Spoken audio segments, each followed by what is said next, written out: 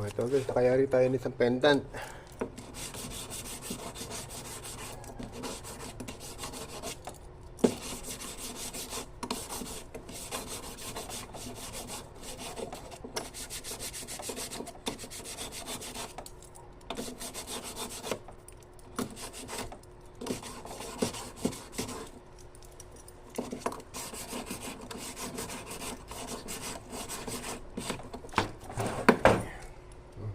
Ayan po tayo isang pendant.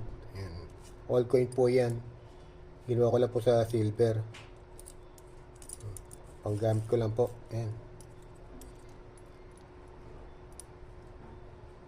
Salamat po. Oh guys, ito yung finished product nating pendant na all coin. Ayan po.